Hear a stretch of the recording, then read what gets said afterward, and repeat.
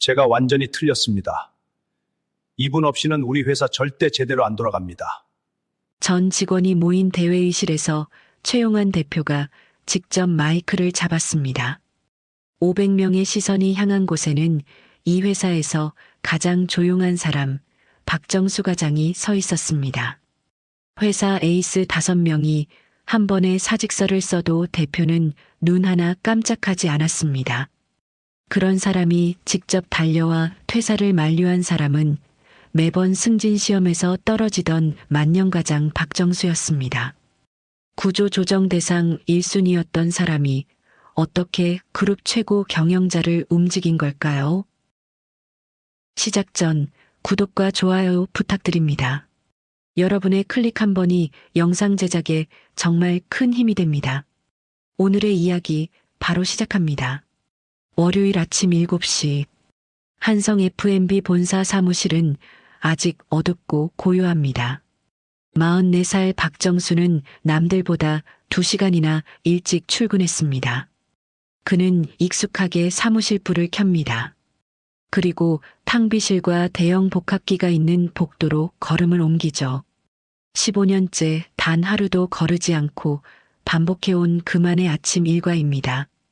주말 내내 수많은 팩스를 뱉어내느라 바닥을 드러낸 용지함을 엽니다. 빈 공간에 새 A4 용지를 꽉 채워 넣습니다. 잉크 찌꺼기가 잔뜩 묻어나는 노즐도 깨끗하게 닦아냅니다. 자리로 돌아온 그는 전사 공용 이메일 계정에 접속합니다. 주말 사이 전산 오류가 나서 스팸함으로 넘어가 버린 거래처의 긴급 메일들을 하나하나 찾아냅니다. 특히 영업팀이 지난 금요일에 미처 확인하지 않고 퇴근해버린 악성 클레임 메일 7건을 발견합니다. 그는 메일 내용을 꼼꼼하게 읽어보고 각각 담당자의 폴더로 조용히 옮겨둡니다. 회사의 그 어떤 임원도 그에게 이런 잡무를 지시한 적이 없습니다. 심지어 그가 매일 아침 이런 밑작업을 우직하게 해내고 있다는 사실조차 아는 사람이 없었죠. 아침 9시 정각에 맞춰 출근한 직원들은 그저 프린터가 원래부터 고장 없이 잘 돌아가는 줄 압니다.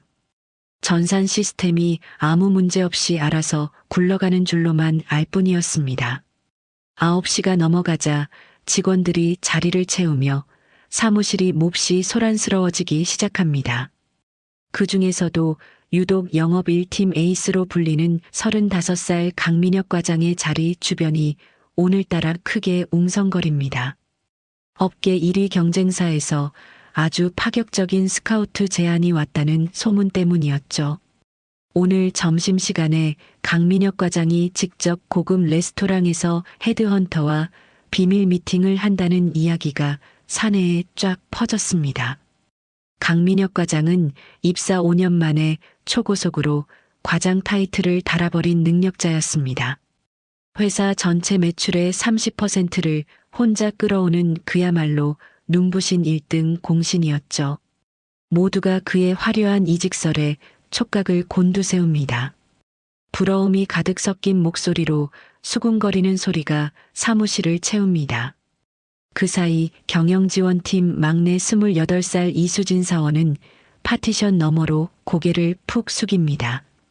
그리고 입사 동기에게 몰래 사내 메신저를 보냅니다. 아, 우리 팀 박정수 또 남의 부서 프린터 고치고 계셔. 진짜 15년 차인데 저러고 싶을까? 우리도 정신 똑바로 안 차리면 나중에 저렇게 만년 과장으로 늙는 거야. 이수진 사원의 차가운 눈에 비친 박정수는 그저 답답한 선배였습니다. 치열한 승진 경쟁에서 밀려나 남의 뒤치다꺼리나 하며 월급을 축내는 사람. 그 이상도 이하도 아니었죠. 오후 업무 시간이 되자 박정수는 다시 아무 내색 없이 마우스와 키보드를 움직입니다. 타부서 신입들이 저지른 전표 입력 오류를 귀신같이 찾아내어 조용히 수정해줍니다. 결제 라인이 심각하게 꼬여버린 기안서들을 하나하나 반려하며 친절하게 사유를 적어 바로잡습니다. 화려한 분기별 실적 발표 자리나 굵직한 대형 계약 성사 같은 눈에 띄는 영광은 결코 그의 몫이 될 수 없었습니다. 엄격하고 차가운 성과주의를 채택한 이 회사에서 그는 철저히 소외된 인물이었습니다. 토익 점수가 모자라고 개인 영업 실적이 숫자로 증명되지 않는다는 이유 하나 때문이었죠. 그는 영원한 만년 과장이라는 무거운 꼬리표를 달고 숨죽여 살아야만 했습니다. 하지만 직원들이 매일같이 사용하는 사내 전산망에 숨겨진 치명적 오류를 아는 사람은 그뿐입니다. 수백 개에 달하는 거래처별 아주 작은 특이사항과 깐깐한 대표의 성향까지 완벽하게 파악하고 있죠. 이 거대한 회사의 모든 핏줄을 꿰뚫고 있는 사람은 오직 박정수 단 한 사람뿐이었습니다. 정신없이 소란스러웠던 월요일 하루가 지나갑니다. 밤 9시가 훌쩍 넘어서야 박정수는 뻐근한 목을 주무르며 자리에서 일어납니다. 모두의 스포트라이트와 칭찬은 화려하게 잘나가는 젊은 에이스들에게만 쏟아졌습니다. 아무도 알아주지 않는 어둡고 텅 빈 사무실에서 그는 홀로 낡은 외투를 챙겨 입습니다. 오늘도 우리 회사가 아무 사고 없이 무사히 굴러가게 만들었다. 그는 이 아주 작고 조용한 안도감 하나만을 가슴에 품습니다. 말없이 사무실 불을 끄고 무거운 발걸음을 돌릴 뿐이었습니다. 경쟁사의 노골적인 도발은 단순한 소문으로 끝나지 않았습니다. 식품 유통사업부를 대대적으로 새로 꾸린다는 명목 아래 업계 1위 기업이 움직였습니다. 한성 F&B의 핵심 인력들을 아주 집요하고 치밀하게 파고들기 시작했죠. 소문이 돌고 불과 며칠 뒤 강민혁 과장에게 정식 오퍼가 날아왔습니다. 현재 연봉보다 무려 40%나 인상된 파격적인 조건이었습니다. 돈도 돈이지만 직급까지 차장으로 단번에 올려준다는 도저히 거부하기 힘든 달콤한 유혹이었죠. 강민혁 과장을 시작으로 도미노처럼 퇴사가 이어졌습니다. 마케팅팀에서 가장 일 잘하기로 소문난 핵심 인력 2명이 짐을 쌌습니다. 영업 2팀 차장 1명과 전산 개발팀의 중추적인 역할을 하던 선임 1명까지 흔들렸죠. 무려 5명의 에이스가 단 한 달 새 줄 줄이 사표를 던지는 초유의 사태가 벌어졌습니다. 회사를 지탱하던 굵직한 기둥들이 한꺼번에 뽑혀나가는 끔찍한 상황이었습니다. 내부의 불안감과 동요는 걷잡을 수 없이 커졌습니다. 사태의 심각성을 인지한 51살 오재현 상무는 붉게 달아오른 얼굴로 대표실을 찾았습니다. 다급하게 무거운 나무 문을 열고 뛰어들어갔습니다. 대표님, 이렇게 핵심 인력들이 한꺼번에 다 빠져나가면 큰일 납니다. 당장 다음 달부터 하반기 매출 목표 달성이 아예 불가능해집니다. 회사의 존폐가 걸린 문제입니다. 어떻게든 윗선에서 파격적인 조건을 맞춰서라도 저 친구들을 당장 주저앉혀야 합니다. 오재현 상무의 절박한 외침이 넓은 대표실을 울렸습니다. 하지만 58살 최용환 대표는 결제 서류를 넘기던 만년필을 멈추지 않았습니다. 아주 덤덤하고 고요한 목소리로 대답했죠. 오 상무, 갈 사람은 어차피 가게 되어 있는 겁니다. 억지로 회사 돈을 수천만 원씩 얹어줘서 앉혀놔봐야 아무 소용없어요. 이미 마음이 뜬 사람은 결국 6개월 안에 또 다른 핑계를 대고 떠납니다. 밑바닥부터 시작해 자수성가로 회사를 키워온 최용환 대표였습니다. 그는 사람의 간사한 마음을 돈으로 억지로 묶어둘 수 없다는 뼈저린 진리를 그 누구보다 잘 알고 있었습니다. 회사가 발칵 뒤집히고 매일같이 화려한 퇴사자들의 송별회가 열리던 어수선한 시기였습니다. 늘 그렇듯 전표를 정리하던 박정수에게도 낯선 번호로 한 통의 전화가 걸려왔습니다. 강민혁 과장을 빼갔던 바로 그 독종 헤드헌터가 은밀하게 연락을 취해온 것이었죠. 제안하는 조건은 놀랍게도 강민혁 과장과 완벽하게 똑같았습니다. 연봉 40% 인상과 차장 직급 보장이었죠. 하지만 박정수는 전화기 너머에서 들려오는 달콤한 제안을 단 1분 만에 잘라냈습니다. 아주 정중하지만 단호하게 거절하고는 미련 없이 통화 내역을 지워버렸습니다. 그는 자신이 15년간 도맡아 온 보이지 않는 밑바탕의 일들이 하루라도 멈춰버리면 어떻게 될지 너무나 잘 알았습니다. 남아있는 수많은 후배와 동료가 얼마나 끔찍한 고생을 하게 될지 눈에 훤히 보였습니다. 그래서 자신만 살겠다고 배신하듯 자리를 털고 일어날 수 없었던 겁니다. 강민혁 과장이 퇴사하기 직전이었습니다. 마지막으로 가장 중요한 대림유통과의 연간 계약 갱신 미팅을 다녀온 날이었죠. 화려한 프레젠테이션 테이블에 올라간 협상 자료는 그야말로 완벽했습니다. 단가 변동률부터 지난 3년간의 모든 납품 이력과 클레임 내역까지 빈틈없이 정리되어 있었죠. 강민혁 과장은 그 훌륭한 자료가 대체 누가 밤을 새워 만든 것인지 단 한 번도 묻지 않았습니다. 오로지 자신의 빛나는 언변과 탁월한 영업력 덕분에 무사히 대형 미팅을 마쳤다고 굳게 믿었죠. 미팅 전날 밤 박정수가 퇴근도 미루고 텅 빈 사무실에 남았다는 사실은 까맣게 모른 채 말입니다. 박정수가 새벽 1시까지 혼자 창고 데이터와 과거 메일을 전부 뒤져 완벽한 무기를 쥐어주었다는 것을 강민혁은 몰랐습니다. 마침내 금요일 저녁이 되었습니다. 회사 근처 화려한 고깃집에서 강민혁 과장의 성대한 환송회가 열렸습니다. 모두가 에이스의 찬란한 앞날을 축복하며 시끌벅적하게 소주잔을 부딪혔습니다. 하지만 박정수는 그 왁자지껄한 자리에 가지 않았습니다.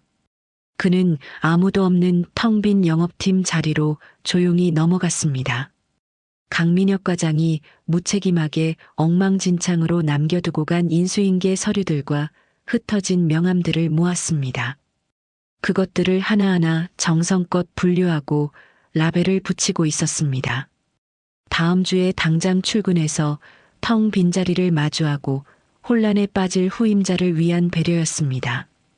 후배가 조금이라도 덜 헤매도록 보이지 않게 거대한 빈자리를 스스로 메우고 있었던 겁니다. 잘 나가던 에이스들이 썰물처럼 빠져나가고 처음으로 맞이한 첫 번째 월요일 아침. 회사는 그야말로 지옥 그 자체였습니다. 아침 9시가 되자마자 엄청난 폭탄이 터졌습니다. 강민혁 과장이 전담하던 VIP 거래처 대림유통의 구매부장으로부터 일방적인 납품단가 재협상 통보가 날아온 겁니다. 갓 업무를 넘겨받아 상황 파악조차 안 된 20대 후반의 신입사원이 허둥지둥 거래처로 달려갔습니다. 어떻게든 화를 달래보려고 담당 부장을 찾아갔지만 처참하게 문전박대만 당하고 쫓겨났죠. 강 과장이 지난달 미팅에서 구두로 약속했던 명절 추가 혜택 조건이 분명히 있습니다. 그런데 그걸 확인해 줄 사람도 없이 대체 나보고 무슨 협상을 하겠다는 겁니까? 당장 내일 아침부터 한성 F&B 물건은 단 한 박스도 안 받을 테니 트럭 전부 돌리세요. 거래처 부장에 싸느라고 위압적인 호통에 신입사원의 멘탈은 완전히 부서졌습니다. 그는 패닉에 빠져 눈물만 뚝뚝 흘렸습니다. 당장 내일부터 수억 원어치의 납품이 전면 중단될 절체절명의 위기에 처한 겁니다. 회사 전체에 시뻘건 비상이 걸렸습니다. 영업팀장은 얼굴이 하얗게 질린 채 머리를 감싸쥐었습니다. 당장 공장에서 출발 대기 중인 납품 트럭 8대를 세워야 할지 말아야 할지 결정을 내리지 못했습니다. 물류 창고까지 연쇄적으로 마비되기 직전의 아비규환이었습니다. 부서원 모두가 발만 동동 구르며 급하게 이직한 강민혁 과장에게 수십 통의 전화를 걸었습니다. 하지만 그는 이미 경쟁사 사람이 되어버렸다며 매몰차게 전화를 끊어버렸습니다. 사무실 전체가 공포와 절망감에 휩싸여 웅성거릴 때였습니다. 파티션 너머에서 조용하지만 묵직한 발걸음으로 다가온 사람이 있었습니다. 바로 박정수였습니다. 그는 두려움에 덜덜 떠는 신입사원의 어깨를 따뜻하게 다독였습니다. 그리고 자신의 낡은 검은색 가죽 다이어리와 태블릿 PC를 조용히 꺼내들었죠. 김사원, 너무 걱정하지 마요. 작년 추석 미팅 때 강 과장이 이벤트 물량 200박스를 배송비 항목에서 빼주기로 따로 합의를 한 비공식 기록이 내 PC에 남아 있어요. 여기 내가 정리한 이 데이터를 가지고 지금 당장 다시 찾아가요. 놀라지 말고 내가 일러준 대로만 차분하게 설명하면 됩니다. 박정수는 과거 강민혁 과장의 허술한 출장 기록을 전부 뒤져본 상태였습니다. 사내 전산망의 배차 내역 및 과거 영수증과 완벽하게 대조하여 그날 오갔던 비공식 조건의 단서들을 마법처럼 복원해낸 것입니다. 심지어 깐깐하기로 소문난 대림유통 부장이 유독 까다롭게 구는 검수 확인 조건의 특이사항까지 찾아냈습니다. 그것을 노란색 포스트잇에 꼼꼼하게 적어서 신입사원의 손에 꼭 쥐어주었죠. 신입사원은 그 귀중한 자료를 품에 안고 다시 거래처로 미친 듯이 달려갔습니다. 놀랍게도 결과는 대성공이었습니다. 거짓말처럼 굳게 닫혔던 거래처, 부장의 마음을 돌리는데 극적으로 성공했습니다. 수십억 원의 손실을 낼 뻔한 최악의 연쇄 납품 중단 사태를 아슬아슬하게 피해간 겁니다. 영업부서는 그제야 가슴을 쓸어내리며 깊은 안도의 한숨을 내쉬었습니다. 위기를 넘긴 모든 공로는 자연스럽게 신입사원의 뛰어난 위기 대처 능력 덕분으로 포장되었습니다. 영업팀 전체의 빠른 수습 능력이 빛났다는 아름다운 결과 보고서가 윗선에 올라갔습니다. 박정수는 자신의 이름이 보고서 그 어디에도 올라가지 않는다는 사실을 너무나 잘 알았습니다. 그래도 그는 서운해하지 않았습니다. 그저 옅고 인자한 미소를 지으며 남은 전표를 차분하게 정리할 뿐이었습니다. 하지만 이 모든 극적인 과정을 파티션 너머로 숨죽여 지켜보던 이수진 사원의 눈빛은 거칠게 흔들리고 있었습니다. 평소 남의 뒤치다꺼리나 하며 시간을 때우는 만년 과장이라고 가볍게 여겼던 사람입니다. 뒤에서 비웃으며 조롱했던 그 볼품없는 선배였습니다. 하지만 사실은 이 거대한 회사가 무너지지 않도록 가장 밑바닥에서 악착같이 버티고 있는 진짜 기둥일지도 모른다는 생각. 그 묵직한 의문과 경외감이 그녀의 머릿속에 처음으로 피어나는 경이로운 순간이었습니다. 물류팀의 거대한 구멍이 뚫린 것은 그로부터 불과 며칠 뒤였습니다. 한성 F&B 물류 창고의 모든 흐름을 책임지던 김 대리가 발주 수량을 완전히 잘못 입력하는 치명적인 실수를 저지른 겁니다. 평소라면 전산개발팀 선임이 꼼꼼하게 구축해 두었던 자동 알림 시스템이 요란하게 경고음을 울려야 정상이었죠. 하지만 그 핵심 선임이 경쟁사로 훌쩍 이직해버리면서 상황이 심각하게 꼬여버렸습니다. 시스템 업데이트가 한 달째 멈춰버렸습니다. 치명적인 발주 오류를 즉각 잡아내던 자동 알림 설정이 소리 소문 없이 꺼져버린 겁니다. 안타깝게도 그걸 눈치챈 사람은 회사에 단 한 명도 없었습니다. 김 대리는 퇴근 시간이 다 되어서야 자신이 무슨 짓을 했는지 깨달았습니다. 수백 박스의 냉장 물량이 전혀 엉뚱한 지역으로 배송될 끔찍한 위기였습니다. 눈앞이 새하얘지고 심장이 미친 듯이 뛰기 시작했습니다. 수억 원 단위의 막대한 금전적 손실을 회사에 입혔다는 거대한 공포가 밀려왔죠. 가혹한 책임 추궁이 너무나 두려웠던 김 대리는 팀장에게 보고할 엄두조차 내지 못했습니다. 입을 굳게 다문 채 혼자서 시스템 화면만 바라보며 속을 까맣게 태우고 있었죠. 하지만 한성 FMB의 모든 모세혈관을 지켜보고 있는 사람이 딱 한 명 있었습니다. 전사 창고 재고 데이터의 미세한 불일치를 가장 먼저 감지해낸 사람은 바로 박정수였습니다. 그는 식은땀을 뻘뻘 흘리고 있는 김대리의 파티션 너머로 조용히 다가갔습니다. 왜 이런 초보적인 실수를 했냐고 윽박지르지 않았습니다. 누구도 듣지 못할 만큼 아주 낮고 차분한 목소리로 위로를 건넸습니다. 김대리, 혼자 겁먹고 무작정 숨기면 진짜 큰일 납니다. 나랑 같이 조용히 수습합시다. 아직 납품 트럭 출발 전이니까 지금 당장 전산 수정하면 바로잡을 수 있어요. 그 따뜻하고 단단한 한마디에 김대리의 팽팽했던 긴장의 끈이 툭 끊어졌습니다. 김대리는 훌쩍거리며 자신의 뼈아픈 실수를 남김없이 전부 털어놓았습니다.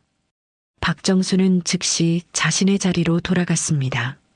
직원들이 모두 퇴근하고 텅 빈 사무실이 되었습니다. 하지만 그는 밤이 깊도록 자리를 지켰습니다.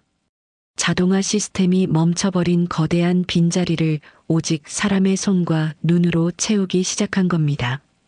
무려 수백 건에 달하는 복잡한 발주 내역을 듀얼 모니터에 띄워놓았습니다. 종이 영수증과 수기로 하나하나 치열하게 대조했습니다. 눈이 뻑뻑해지고 어깨가 돌덩이처럼 결려왔지만 결코 멈추지 않았습니다. 마침내 새벽 2시가 훌쩍 넘어서야 복잡하게 엉켜버린 치명적인 오류 3건을 정확하게 찾아냈습니다. 배송지가 완전히 뒤바뀔 뻔한 초대형 납품 사고를 턱 밑에서 완벽하게 막아낸 겁니다. 다음 날 아침이 밝았습니다. 물류팀장은 주간 임원회의에서 아주 자랑스러운 목소리로 윗선에 보고했습니다. 물류팀의 철저한 자체 점검 시스템을 통해 대형 배송 오류를 사전에 완벽하게 차단했다고 말입니다. 임원들의 칭찬이 쏟아졌습니다. 하지만 그 화려한 공로 보고서 어디에도 밤을 훌쩍 새운 박정수의 이름은 단 한 글자도 적혀 있지 않았죠. 그 모든 억울한 과정을 처음부터 끝까지 지켜본 이수진 사원은 답답함을 도저히 참을 수 없었습니다. 점심시간 탕비실에서 마주친 박정수에게 뾰족한 목소리로 따져 물었습니다. 과장님, 왜 과장님 공을 당당하게 안 가져가세요? 새벽까지 남아서 과장님이 다 고쳐놓은 거 제가 어제 다 봤거든요. 왜 바보처럼 다른 팀장이 공을 가로채게 가만히 두시는 건데요? 이수진 사원의 날선 질문에 박정수는 머그잔을 천천히 헹구며 아주 덤덤하게 대답했습니다. 이수진 사원, 이건 김대리가 잘못한 게 아니잖아요. 회사를 나간 개발팀 선임의 빈자리가 컸던 거지. 시스템에 구멍이 생긴 걸 사람이 잠깐 채웠을 뿐입니다. 이런 걸로 우리끼리 내 탓하며 아등바등 싸울 필요 없잖아요. 돌아오는 대답은 너무나 평온하고 담백했습니다. 이수진 사원은 순간 말문이 턱 막혔습니다. 자신의 이익을 악착같이 챙기고 남을 밟고 올라서는 것이 숨쉬는 것만큼이나 당연한 이 삭막한 회사에서 그는 완전히 다른 차원에 존재하는 어른 같았습니다. 며칠 뒤 이수진 사원은 과거 부서 자료를 꼼꼼하게 정리하고 있었습니다. 오래된 문서 보관용 서버를 뒤지던 중 그녀는 우연히 놀라운 문서를 발견하게 됩니다. 바로 3년 전 회사 전체를 들썩이게 만들었던 대림유통 연간 수주권의 내부 기록이었습니다. 당시 그 엄청난 계약은 한성 FMB에 한해 매출을 전부 견인할 만큼 어마어마한 규모였죠. 강민혁 과장을 단숨에 회사의 영웅이자 최연소 에이스로 만들어준 전설적인 프로젝트였습니다. 그런데 이수진 사원의 시선이 멈춘 곳은 화려하게 장식된 최종 계약서가 아니었습니다. 수주 프레젠테이션이 열리기 바로 전날 밤이었습니다. 무려 밤 11시에 조용히 전송된 낡은 사내 이메일 한 통이었죠. 발신자는 박정수, 수신자는 강민혁 과장이었습니다. 호기심에 첨부된 엑셀 파일을 열어본 이수진 사원은 헉하고 입을 다물지 못했습니다. 거기에는 지난 3년간의 복잡한 납품 데이터가 보기 좋게 정리되어 있었습니다. 경쟁사 단가 비교표, 그리고 예상되는 깐깐한 거래처의 질문에 대한 방어 논리까지 완벽했습니다. 그야말로 전쟁터에 나갈 장수를 위한 완벽한 무기가 가지런히 정리되어 있었던 겁니다. 당시 강민혁 과장은 바로 이 데이터를 그대로 들고 갔습니다. 임원들 앞에서 그 완벽한 숫자를 제시하며 당당하게 대형 계약을 따냈던 겁니다. 회사의 모든 스포트라이트와 두둑한 연말 성과급은 오직 강민혁 과장 한 사람에게만 쏟아졌습니다. 그 영광스러운 찬란한 순간에 밑바탕을 깔아준 늙은 박정수의 이름은 그 어디에도 없었죠. 이수진 사원은 복잡하고 미안한 감정을 안고 자리에서 일어났습니다. 휴게실에서 자판기 커피를 마시고 있는 박정수에게 다가가 조심스럽게 물었습니다. 과장님, 3년 전 대림유통 수주권 말이에요. 그거 과장님이 데이터 다 정리해서 넘겨주신 거잖아요. 왜 그때 회사에 아무 말씀 안 하셨어요? 박정수는 창밖을 무심히 응시하던 시선을 거두었습니다. 사람 좋은 털털한 미소를 지으며 대답했습니다. 아유, 그거 별거 아니에요. 내가 한 건 그냥 중구난방 숫자들이 널려 있는 걸 보기 좋게 표로 정리한 것뿐입니다. 그 무거운 자료를 들고 직접 거래처 높은 임원들 앞에서 설득하고 계약서에 도장을 찍어온 건 민혁이가 잘한 거지요. 나는 숫자는 볼 줄 알아도 그런 화려한 발표는 할 줄 모릅니다. 그러니까 그건 민혁이의 훌륭한 영업 실력이 맞아요. 너무나 덤덤하고 진심 어린 그 대답에 이수진 사원의 가슴 한구석이 쿵 하고 내려앉았습니다. 그녀의 눈에 처음으로 박정수라는 사람에 대한 깊은 존경심이 피어오르는 순간이었죠. 한편 같은 시각 경영관리 총괄 오재현 상무의 집무실에는 얼음장 같은 차가운 정막이 흐르고 있었습니다. 에이스들의 연쇄 이탈로 인해 회사의 인건비 재편과 강도 높은 구조조정이 불가피해진 끔찍한 상황이었죠. 오재현 상무는 넓은 책상 위에 전 직원의 인사평가표를 펼쳐놓았습니다. 아주 날카로운 눈으로 서류를 한 장 한 장 검토하고 있었습니다. 그는 사사로운 감정에 휘둘리지 않는 냉혹한 원칙주의자였습니다.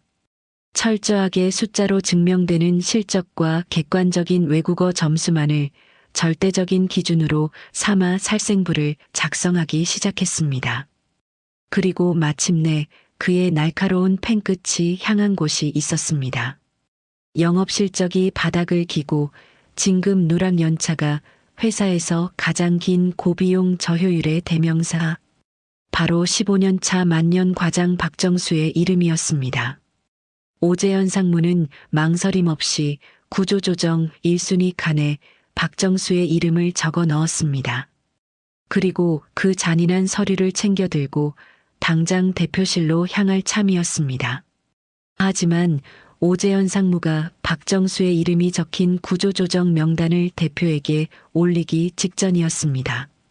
에이스들의 줄퇴사로 차갑게 얼어붙은 사내 분위기를 반전시키고자 인사팀에서 뜻밖의 이벤트를 하나 열었습니다. 바로 하반기 최우수 협력사원 투표였습니다. 지난 1년간 자신을 묵묵히 도와준 숨은 동료를 전 직원이 직접 추천하는 제도였죠.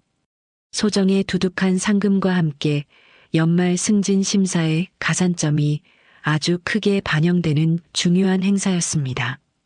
오재현 상무는 당연히 영업 실적이 뛰어난 젊은 에이스들이 표를 휩쓸 것이라 예상했습니다. 하지만 며칠 뒤 사내 게시판에 공지된 투표 결과는 그의 예상을 완전히 뒤엎었습니다. 놀랍게도 압도적인 표 차이로 1위를 차지한 사람은 다름 아닌 구조조정 1순위 박정수였습니다. 사내 게시판에 올라온 추천 사유들은 하나같이 읽는 이의 가슴을 뭉클하게 만들었습니다. 물류창고 김대리가 남긴 새벽의 제 치명적인 발주 오류를 남몰래 잡아주셔서 진심으로 감사합니다. 영업팀 막내가 적은 억지 부리는 거래처 컴플레인을 본인 일처럼 완벽하게 중재해 주셔서 살았습니다. 기획팀 사원이 남긴 도망친 전임자의 인수인계 빈 곳을 밤새워 전부 메워주신 고마운 분입니다.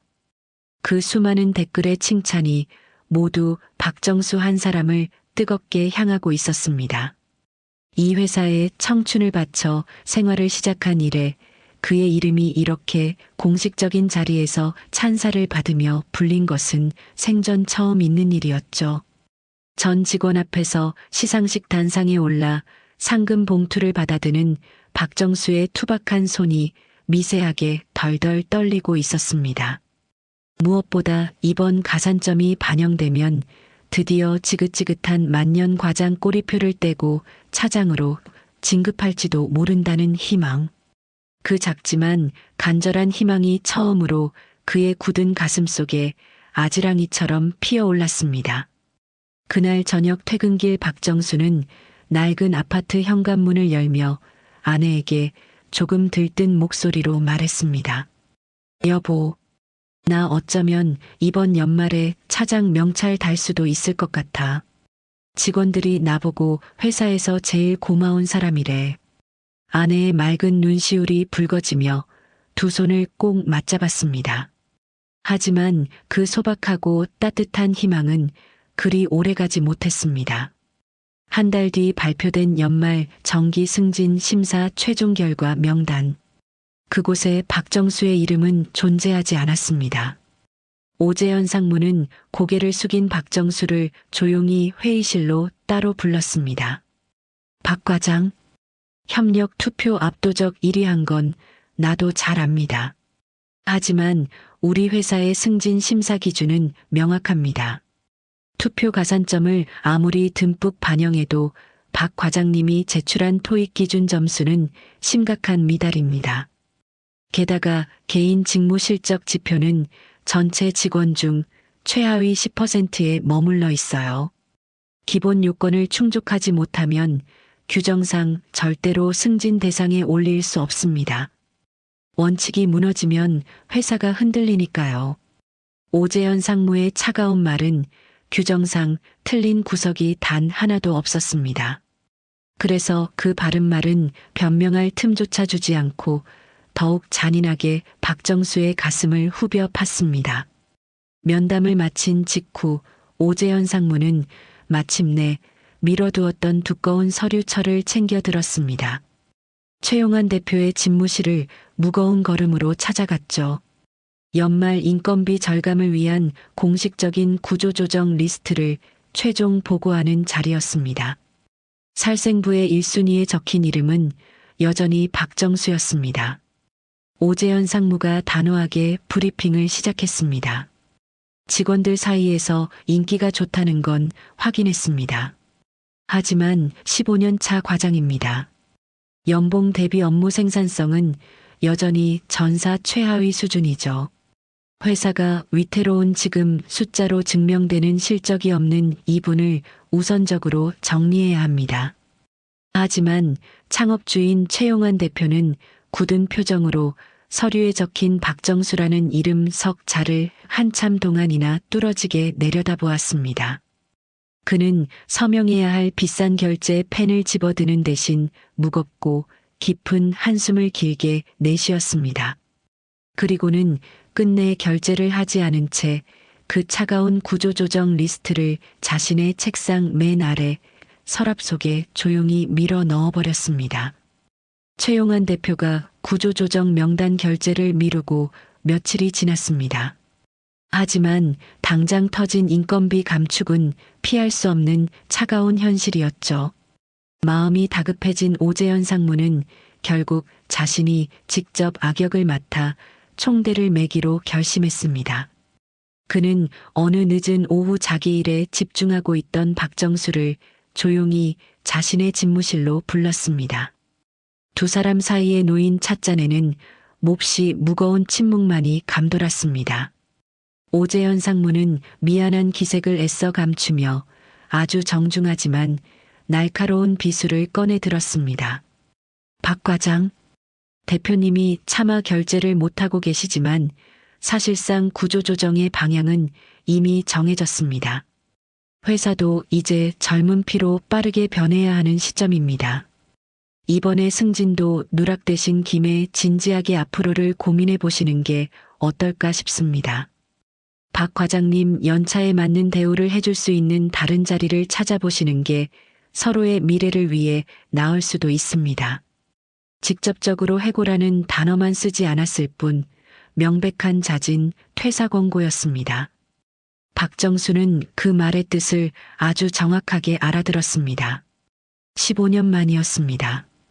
이 거대한 회사가 자신을 어떤 짐짝 취급하고 있었는지 두 귀로 똑똑히 확인하는 비참한 순간이었죠. 박정수는 아무런 변명도 덧붙이지 않고 짧게 목례를 한 뒤 집무실을 나섰습니다. 복도로 걸어 나온 그의 발걸음이 돌처럼 무거워져 잠시 멈춰 섰습니다. 바로 그때 그의 낡은 스마트폰 화면에 메신저 알림이 떴습니다. 15년 전 함께 입사했던 공채 동기들의 단체 대화방이었습니다. 동기 중 가장 먼저 부장 타이틀을 단 친구의 승진 축하 저녁 회식 공지였죠. 박정수는 쓰린 속을 달래며 퇴근 후 그 화려한 고깃집으로 향했습니다. 넓은 룸 안에는 이미 부장과 차장 명찰을 단 동기들이 가득했습니다. 만년 과장 직급을 단 사람은 오직 박정수 한 사람뿐이었습니다. 분위기가 무르익고 술잔이 수없이 오가던 술자리 후반이었습니다. 기분 좋게 취한 승진자 동기가 박정수의 어깨를 툭툭 치며 호의인 척 한마디를 건넸습니다. 정수야, 솔직히 말해서 나는 내가 제일 부럽다. 너는 남들처럼 피 터지게 실적 압박받을 일도 없고 윗선 눈치 볼 일도 없이 참 편하게 회사 다니는 거 아니냐? 솔직히 우리 나이에 계속 과장으로 지내면 스트레스도 없고 얼마나 좋냐? 그 말이 떨어지자마자 주변에 앉아있던 동기들이 크크거리며 웃음을 터뜨렸습니다. 아기를 품고 한 말은 아니었습니다. 하지만 그래서 더 잔인하고 비참하게 다가왔습니다. 박정수는 애써 사람 좋은 털털한 웃음을 지으며 빈 소주잔을 단숨에 들이켰습니다. 하지만 그날 밤 집으로 돌아가는 그의 굽은 등은 유독 작고 처량해 보였습니다. 낡은 아파트에 도착한 박정수는 불 꺼진 화장실 거울 앞에 한참을 가만히 서 있었습니다. 주름진 자신의 얼굴을 물끄러미 바라보던 그는 서재로 걸어 들어갔습니다. 책상 맨 아래 서랍을 열고 조용히 흰 종이 한 장을 꺼냈습니다. 바로 사직서 양식이었습니다. 다음 날 아침 경영지원팀장 책상 위에는 박정수의 이름이 적힌 사직서가 가지런히 놓여 있었습니다. 팀장은 별다른 만류도 없이 대수롭지 않다는 듯 결제 서류에 도장을 찍어 상부로 올렸습니다. 보고를 받은 오재현 상무는 내심 안도했습니다. 구조조정 1순위 대상자가 알아서 자기 발로 조용히 나가준 셈이었으니까요. 그는 단 1초의 망설임도 없이 즉시 수리 결제를 올렸습니다. 이제 최고 경영자인 최용환 대표의 책상 위에 그 사직서가 올라가는 것으로 15년의 헌신은 너무나 허무하게 끝날 상황이었습니다. 조용하고 묵직한 공기가 흐르는 대표실. 최용환 대표는 오재현 상무가 서둘러 올려둔 사직서를 무심코 집어들었습니다. 결제를 하려던 찰나 그 하얀 봉투 겉면에 적힌 박정수라는 이름 석자를 본 순간이었습니다. 늘 냉철함을 잃지 않던 최용환 대표의 눈빛이 매섭게 흔들렸습니다. 그는 손에 쥐고 있던 펜을 내던지듯 내려놓고 곧바로 자리에서 벌떡 일어났습니다. 비서가 겉옷을 챙겨주기도 전에 그는 넥타이를 거칠게 고쳐 매며 직접 문을 박차고 나갔습니다. 일반적인 과장 한 명의 퇴사에 그룹 최고 경영자가 직접 움직이는 것은 회사 설립 이래 단 한 번도 없었던 완벽한 파격이었습니다. 대표는 단숨에 경영지원팀 사무실로 내려갔습니다. 짐을 정리하던 박정수를 당장 불러내 회사 앞 인근 조용한 카페로 향했습니다. 마주 앉은 두 사람 사이에는 따뜻한 커피 두 잔이 놓였지만 공기는 팽팽했습니다. 최용환 대표가 먼저 무거운 입을 열었습니다. 박 과장, 그동안 보이지 않는 곳에서 참 고생 많았던 거 잘 알고 있습니다. 부서 내에 어떤 서운한 상황이 있었는지는 모르겠으나 퇴사는 다시 한번 신중하게 생각해 주십시오. 평범하고 의례적인 만류의 말이었습니다. 그 말을 듣고 있던 박정수의 표정이 일순간 차갑게 굳어졌습니다. 그는 아주 조용하지만 날카로운 억울함이 담긴 목소리로 반문했습니다. 대표님, 솔직히 도무지 이해가 가지 않습니다. 영업 실적도 형편없고 토익 점수도 한참 부족해서 15년을 근무해도 아직 과장인 저한테 대체 왜 이러시는 겁니까? 심지어 회사에서는 지금 저를 구조조정 1순위로 꼽으며 권고사직을 밀어붙이고 있는 마당 아닙니까? 혼자서 수십억 매출을 끌어오던 잘나가는 에이스들 사표를 던질 때 붙잡으셨어야죠. 왜 하등 쓸모없는 만년 과장에게 이러시는지 이유를 모르겠습니다. 박정수의 뼈아픈 일침에 최용환 대표는 깊은 한숨을 내쉬었습니다. 그리고 아무도 모르는 7년 전의 낡은 기억을 조심스럽게 꺼냈습니다. 박 과장, 나는 당신을 처음 본 날을 아주 또렷하게 기억합니다. 7년 전 우리 회사가 대형 거래처들의 동시 이탈로 부도 직전까지 갔던 최악의 위기 상황 말입니다. 임원들조차 전부 가망이 없다며 도망치듯 퇴근해버렸던 그 지옥 같은 새벽 3시였소. 텅 빈 사무실에서 홀로 불을 켜고 앉아 수백 장의 거래처별 미수금 데이터를 끈기 있게 맞추고 있던 사람이 바로 당신이었습니다. 박정수는 뜻밖의 대답에 찻잔을 쥔 손을 멈췄습니다. 대표가 진심을 다해 묵직하게 말을 이었습니다. 영업 잘하는 에이스나 마케팅 잘하는 천재들은 인력 시장에 얼마든지 널려 있습니다. 돈을 수천만 원 더 주면 언제든 데려와서 갈아 끼울 수 있는 부품들이요. 그런데 박 과장 당신이 15년간 해온 일은 완전히 다릅니다. 아무도 보지 않는 곳에서 회사의 모든 구멍을 메우고 무너지는 기둥을 악착같이 지탱하는 일. 그건 돈으로 절대 대체할 수 있는 영역이 아닙니다. 대표의 목소리에 깊은 자책감이 묻어났습니다. 그런데 내가 만든 이 회사의 멍청한 평가 시스템이 당신을 놓쳤습니다. 토익 점수나 개인 영업 실적 같은 차가운 숫자들만으로는 당신의 진짜 헌신을 도무지 설명할 방법이 없었어요. 그 위대한 가치를 숫자로 규정하지 못해 당신을 권고사직으로 내몬 건 완벽하게 내 잘못입니다. 대표는 테이블 위로 하얀 사직서 봉투를 다시 밀어주었습니다. 박 과장, 나에게 딱 한 달만 시간을 주시오. 당신이 이 회사에 얼마나 없어서는 안 될 소중한 사람인지 내가 똑똑히 증명해 보이겠습니다. 박정수는 테이블 위에 놓인 사직서를 내려다보며 아무런 대답도 하지 못한 채 그저 묵묵히 고개만 숙였습니다. 그날 오후 카페 면담을 마치고 회사로 돌아온 최용환 대표의 눈빛은 그 어느 때보다 단단하게 빛나고 있었습니다. 그는 박정수에게 약속했던 그 소중한 한 달을 결코 허투루 쓸 생각이 없었죠. 대표는 곧바로 경영지원팀장과 막내 이수진 사원을 자신의 집무실로 조용히 호출했습니다. 그리고 아무도 모르게 아주 특별하고 은밀한 프로젝트를 지시했습니다. 바로 내일부터 2주일 동안 박정수가 매일 불평 한마디 처리하고 있는 실제 업무 전체를 남몰래 전수조사하라는 것이었죠. 동시에 대표는 인사팀장도 따로 불렀습니다.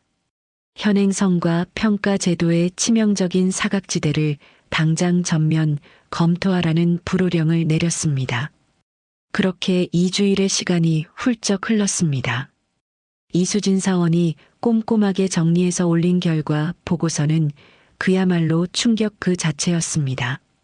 박정수는 공식적인 자기 업무 외에도 하루 평균 무려 17건의 타부서 지원을 혼자 꿋꿋하게 감당하고 있었습니다. 화가 난 거래처의 악성 민원 중재부터 치명적인 전산 오류 수정 그리고 신입사원들의 현장 교육과 대형 발주 누락 사전 차단까지 모두 그의 몫이었죠. 부서 간의 팽팽한 이기주의를 부드럽게 조율하는 윤활유 역할도 그가 전부 전담하고 있었습니다. 이수진 사원은 그가 소리 없이 막아낸 비공식 업무들을 하나하나 실제 잠재 손실액으로 환산해 보았습니다. 놀랍게도 박정수는 연간 100억 원이 넘는 회사의 끔찍한 재무적 손실과 위약금을 사전에 조용히 막아내고 있었습니다. 이 엄청난 결과 보고서는 곧바로 오재현 상무의 책상 위에 올려졌습니다. 날카로운 원칙주의자였던 오재현 상무는 보고서에 적힌 100억 원이라는 구체적인 데이터를 보며 한참 동안이나 무거운 침묵에 빠졌습니다. 마침내 그가 두꺼운 안경을 벗으며 낮게 한마디를 내뱉었습니다. 이건 내 차가운 인사평가표에는 절대 잡히지 않는 거대한 숫자입니다. 그런데 이 보이지 않는 숫자가 없었으면 우리 회사의 나머지 화려한 숫자들도 전부 모래성처럼 무너져 내렸겠군요. 내 잣대가 완전히 틀렸습니다. 오재현 상무가 자신의 뼈아픈 오판을 완전히 인정하는 순간이었습니다. 한편같은 시기업계 1위 경쟁사로 화려하게 이직했던 전 에이스 강민혁 과장에게서 한 통의 전화가 걸려왔습니다. 수화기 넘어 강민혁 과장의 목소리는 잔뜩 지쳐 있었습니다. 정수 형, 여기는 너무 숨이 막힙니다. 아무도 제 뒤를 봐주지 않고 조금만 실수해도 서로 물어뜯기 바빠요. 형, 저 솔직히 이제 알았습니다. 3년 전 그 엄청났던 대림유통 수주건 말입니다. 그거 형이 밤새워 자료 다 만들어주신 거였죠. 나는 진짜 바보처럼 그때 형한테 고맙다는 말 한마디도 안 했네요. 정말 죄송합니다. 한때 박정수를 투명 인간 취급하며 무시했던 에이스의 처절한 반성이었습니다. 전화를 받던 박정수는 서류를 정리하던 손을 잠시 멈췄습니다. 그리고 아주 다정하고 어른스러운 목소리로 덤덤하게 대답했습니다. 내가 흩어진 데이터를 보기 좋게 정리한 건 맞지. 그런데 그 무거운 자료를 들고 가서 당당하게 계약을 따낸 건 내가 한 거잖아. 나는 무대 체질이 아니라서 그런 거 못해. 그러니까 그 영광은 내 진짜 실력이 맞아. 주눅 들지 말고 당당하게 해. 박정수는 잠시 숨을 고른 뒤 따뜻한 한마디를 덧붙였습니다.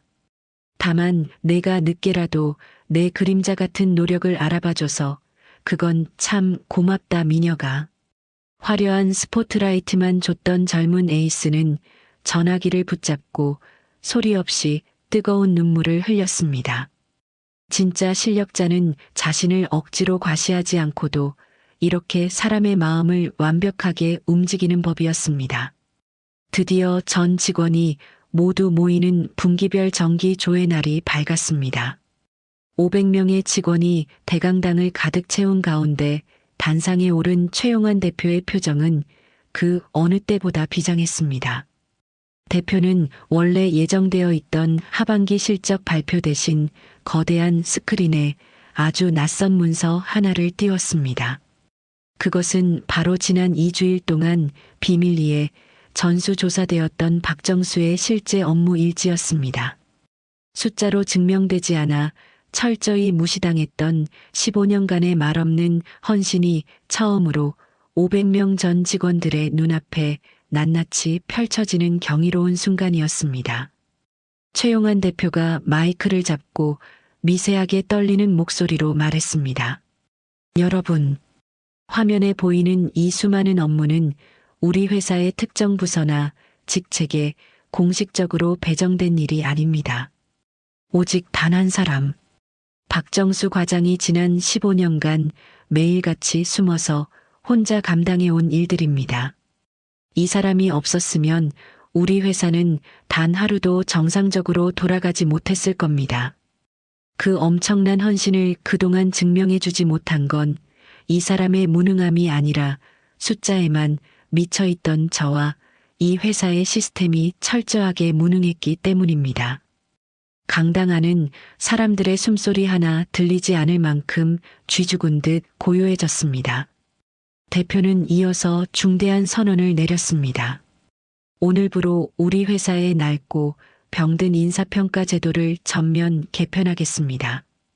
눈에 보이는 얄팍한 숫자에만 집착하지 않고 보이지 않는 곳에서 회사를 지켜내는 헌신과 기여도 정당한 핵심 성과로 인정하겠습니다. 그때 맨 앞줄에 앉아있던 오재현 상무가 무거운 몸을 이끌고 자리에서 일어났습니다. 그는 단상 앞으로 걸어나가 마이크를 넘겨받았습니다. 그리고 박정수를 똑바로 바라보며 깊이 허리를 숙였습니다. 박 과장님, 아니 박 차장님, 저는 당신이 가장 밑바닥에서 어떤 위대한 일을 하고 있는지 전혀 몰랐습니다.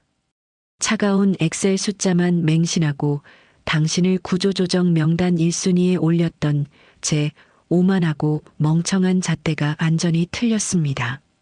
진심으로 사과드립니다. 오재현 상무는 수많은 눈동자가 지켜보는 그 자리에서 박정수에 대한 구조조정 철회를 공식적으로 선언했습니다. 동시에 박정수에게 경영지원팀 업무 총괄 차장이라는 새로운 직책이 부여되었습니다. 15년 만에 처음으로 달게 된 눈물겹고 영광스러운 첫 승진이었습니다. 순간 강당을 가득 채운 500명의 직원들이 약속이나 한 듯 일제히 자리에서 일어나 우레와 같은 기립박수를 쏟아냈습니다. 눈시울이 붉어진 박정수는 쏟아지는 박수갈채에 차마 고개를 들지 못하고 연신 허리만 굽혔습니다. 그때 주머니 속 스마트폰이 짧게 진동했습니다. 경쟁사로 뼈저리게 후회하며 떠난 강민혁에게서 온 문자였죠. 형님, 차장 되셨다면서요. 진짜 제 일처럼 눈물 나게 잘 됐습니다. 진심으로 축하드려요. 진심이 가득 담긴 따뜻한 메시지였습니다. 조회가 모두 끝나고 복도로 나서는 박정수에게 막내 이수진 사원이 다급하게 달려왔습니다. 코끝이 새빨갛게 달아오른 그녀가 훌쩍이며 말했습니다. 박 차장님, 저도 차장님처럼 이 거대한 회사에서 절대 대체 불가능한 진짜 멋진 어른이 되고 싶어요. 그동안 바보같이 몰라봬서 정말 죄송했습니다. 박정수는 특유의 사람 좋은 털털한 웃음을 지으며 대답했습니다. 에이, 이수진 사원이 평소에 옆에서 일을 잘 도와줘서 내가 운 좋게 차장까지 된 건데 뭘 그래요? 앞으로도 우리 같이 잘해봅시다. 모든 행사가 정리되고 강당의 불이 하나둘 꺼질 무렵이었습니다. 최용환 대표가 복도 끝에서 박정수를 조용히 불렀습니다. 단둘이 마주선 고요한 자리에서 대표가 옅은 미소를 지으며 속삭이듯 말했습니다. 박 차장, 사실 그 헤드헌터의 40% 연봉 인상 제안을 당신이 단칼에 거절했다는 거 나도 진작 전에 들어서 알고 있었소. 끝까지 우리 회사를 버리지 않고 지켜줘서 정말 고맙습니다. 박정수는 내심 크게 놀랐지만 이내 아무 말 없이 깊은 감사가 담긴 묵내로 대답을 대신했습니다. 해질녘 옥상으로 혼자 올라간 박정수. 붉게 물드는 서울 도심을 한참 동안이나 내려다보며 그는 시원한 가을바람을 맞았습니다. 그의 깊게 주름진 눈가에서 마침내 뜨거운 눈물 한 줄기가 툭 하고 떨어졌습니다. 하지만 그의 표정은 그 어느 때보다 편안하고 한없이 후련해 보였습니다. 15년. 그래도 참 헛살진 않았네. 그의 작고 떨리는 혼잣말이 시원한 바람을 타고 허공으로 부드럽게 흩어졌습니다. 다음 날 아침 7시. 여느 때처럼 남들보다 가장 먼저 출근한 박정수는 익숙하게 대형 복합기의 용지를 채워 넣고 탕비실에 커피포트 물을 끓입니다. 그리고 깔끔하게 정돈된 자신의 자리에 앉아 거래처 메일을 확인합니다. 어제와 완전히 똑같은 아주 조용하고 평화로운 아침 일과입니다. 하지만 그의 책상 위에는 아주 빛나는 명패 하나가 새롭게 놓여 있었습니다. 경영지원팀 총괄 차장 박정수. 달라진 건 오직 그 작은 명패 하나뿐이었습니다. 누구도 알아주지 않더라도 자신만의 묵직하고 단단한 속도로 톱니바퀴를 굴리는 사람. 그것이 바로 진짜 어른 박정수의 영원히 변하지 않는 삶의 방식이었습니다. 오늘 이야기 재밌게 들으셨다면 구독과 좋아요 부탁드립니다. 선배님들의 생생한 직장 무용담이나 억울했던 사연을 댓글로 남겨주시면 다음 영상 제작에 적극 참고하겠습니다. 다음 시간에도 10년 묵은 체증이 싹 내려가는 통쾌한 이야기로 찾아뵙겠습니다. 감사합니다.